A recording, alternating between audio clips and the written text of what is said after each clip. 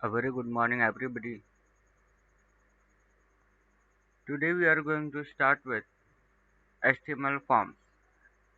Proceeding further with PHP, I would like to tell you that forms are required to take input from the user. When we create a website, which I have already in my previous tutorials, I have shown how you can install WAM server, XAMPP server, and I am using Dreamweaver as the editor of PHP. Now, starting with this, I am going to begin from the starting. First, we are going to start the WAM server. You can see that I'm starting the WAM server. On the starting WAM server, this is how it starts. You can see that it is turning red, then it will turn orange, then it has turned green. That means all the three services are starting. Now the services in this are PHP MyAdmin, localhost, and adminer. You can from here you can start all the services, stop all the services, restart all the services in case in your system is it orange or if it is red, try to restart all the services. Now proceeding further, when we start the WAM, you need to know where are the files are stored. Please go to the C drive, search for WAM. Now since I have 64-bit operating system, I have WAM 64. You can install WAM server according to your operating system. Then go to www. This is a place where all the projects are saved. See, you can see that all these projects are already developed on my system. Now I am going to create a new folder, tut. I have created a tut folder in which we are going to work on this. Now, how we can check? You can directly type localhost. Now when you type localhost, you can see all these files, all these projects which are already saved on the system. We have saved two, so we are going over there. Now no files in that are there. Now apart from this, we have localhost PHP MyAdmin.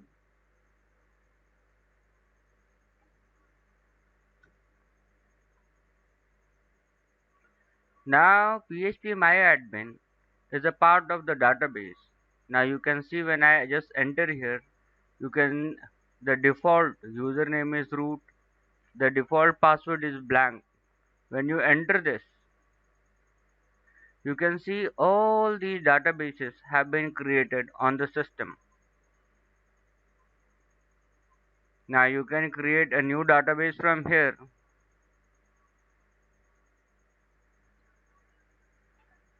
I have created a database tut in this, and we are always going to work in this.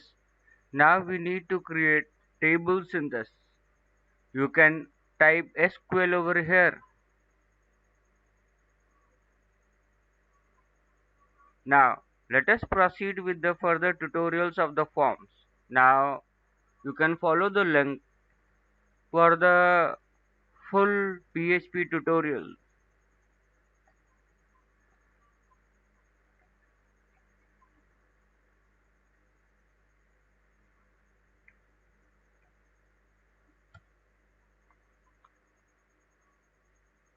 In all my tutorials I have the videos, as well as now we are going to work with the PHP forms. Now form is a part by which we take data from the user.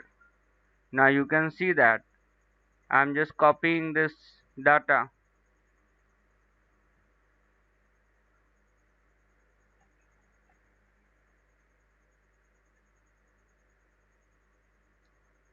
You can start the Dreamweaver or any text editor that you have. From here you can choose the type of file which you are going to work. So here I have chosen PHP. So now I have saved the file here. Now you can see that what is this HTML form. Now save it as inside the tut folder which we have created, index.html.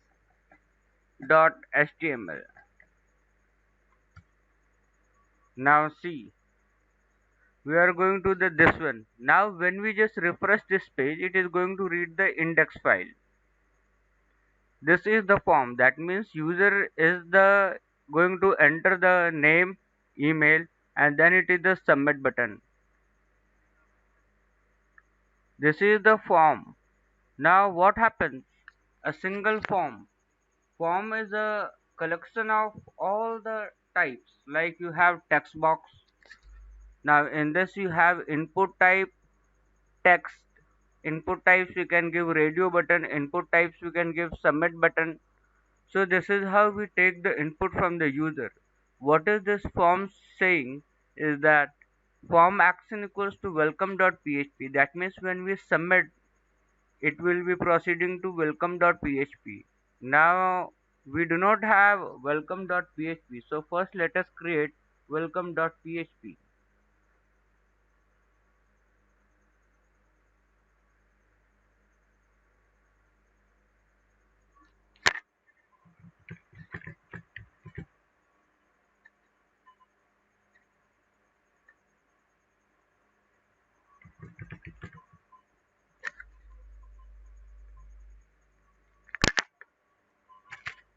So when we have created welcome.php, now when we press submit button from here, it is going to forward the page to welcome.php. Now see, welcome.php. In the page welcome.php, I have displayed welcome.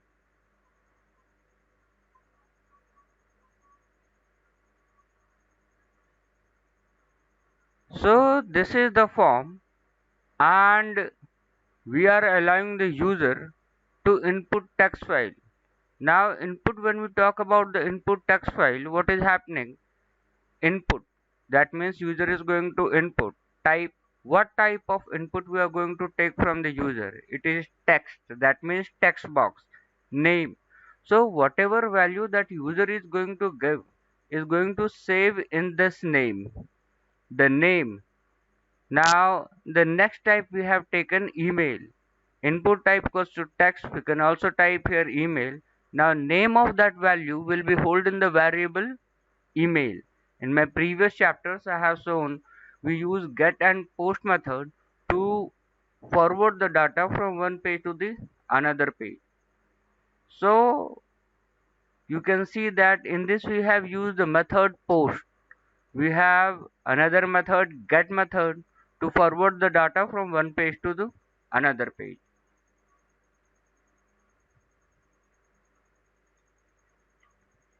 Now PHP super global variables get and post are used to collect form data. That means whatever data that we have going to enter in this, we are going to use get and post method to hold the data and collect it and then proceed to the next page. Now this is a simple form which is allowing the user to input the data.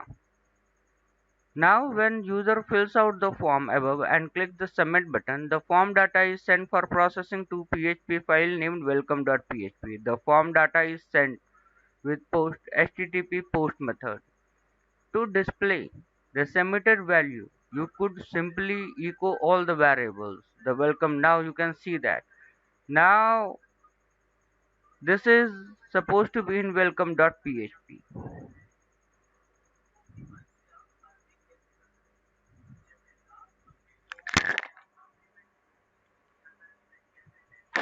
I have saved the data. Now you can see that in this form what we have used method equals to post. That means any data that you are going to enter will be using the post method to forward the data to another page welcome.php.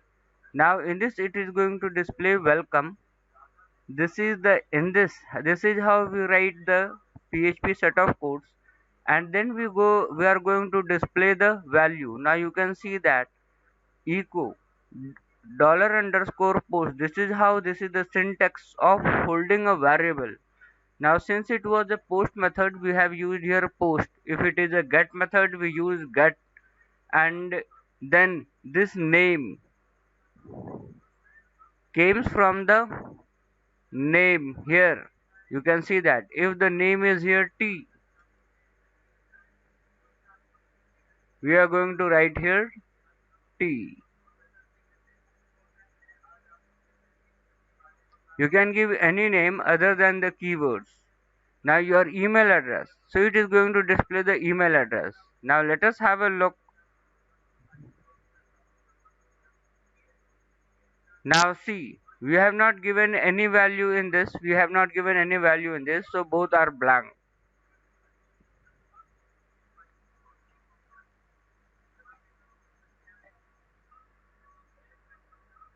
Now when you press submit, you can see that welcome test is there.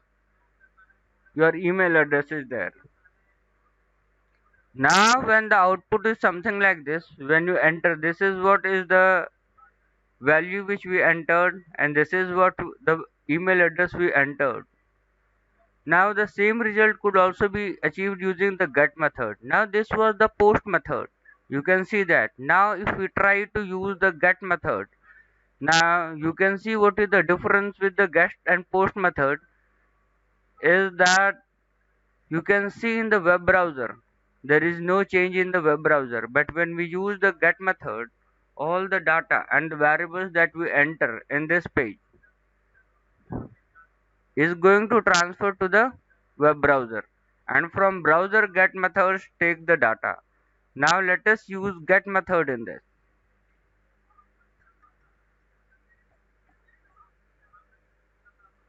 Now I have used get method to transfer the data from this page to another page. Now welcome. Now since it was post method, we have used post keyword. Now it is get method, so we are going to use the get keyword.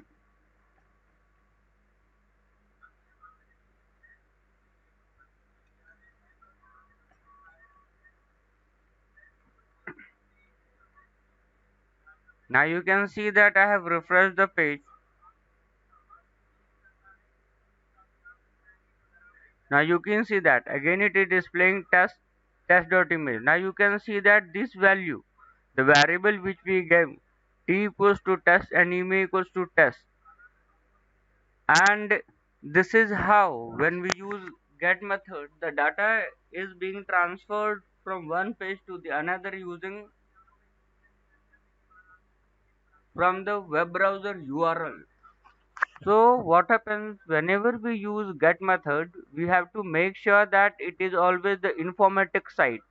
That means any information when we transfer from one page to the another should not be very sensitive. Like we cannot transfer the password to the web browser because this is visible to everybody. You can see that these things are visible to everybody. Whoever visits or whoever transfer the data from post method, nothing is visible. But when we use the get method, everything is visible. So this is the reason we use only get method when there are informations to be forward from one page to the another. The code above is quite simple. However, the most important thing is missing. You need to validate form data to protect your script from malicious code. Now validate the data, that means in the form you can see that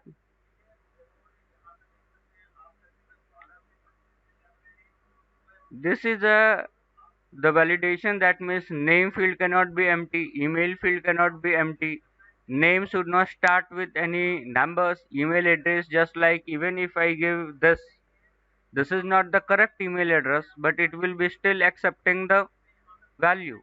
So we have to validate the form and restrict the user that only the correct email address should be entered by the user. So the above code is quite simple. However, the most important thing is missing. You need to validate form data to protect your script from malicious code. Now, let us think about the security while processing the PHP forms. This page does not contain any form validation. It shows how you can send and retrieve form data. Now, however, in the next pages will show how to process PHP forms with security in mind. Proper validation in the form is important to protect your form data from hackers and spammers. Now, in the further section, we are going to use the validation to protect the form. Now, let us understand what is the difference between get and post method. Both get and post method create an array. Example, key value, key value, key value. This array holds the key value pair where keys are the name of the form control and the values are the input data from the user. You can see that in this, these are the input data and it is being hold to the name of the form. This is the type of the data which the user is going to enter. Now both get and post method are treated as get and post. These are super global variables, which means that they are always accessible regardless of the scope, and you can access them from any function, class, or file without having to do anything special. $_get is an array of variables passed to the current script via the URL parameters. $_post is an array of variables passed to the current script via HTTP post method, which will be not visible in the web browser. Now we need to understand when to use get method. It is very much important. As I have already explained, it is only used in the informatic side because all the data that you proceed, all the data that you carry forward from one page to the another is visible on the web browser's address. Now information sent from a form with get method is visible to everybody. All variable names and values are displayed in the URL. Get also has limits on the amount of information to send. The limitation is about 2000 characters. That means you can only carry forward 2000 characters, which is much more than enough. However, the variables are displayed in the URL and it is possible to bookmark the page. This can be useful in some cases. Get may be used for something sending non-sensitive data. Get should never be used for sending passwords or other sensitive data information because I've already shown how the data is visible to in the URL. Information sent. Now let us know how and when and where to use the post method. Information sent from a form with post method is invisible to others. All names values are embedded within the body of the HTTP request and has no limits on the amount of information to send.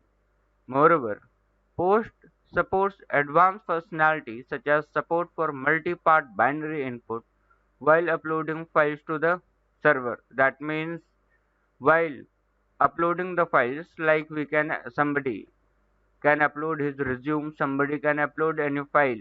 So we can only do that using the post method. That is not applicable for get method.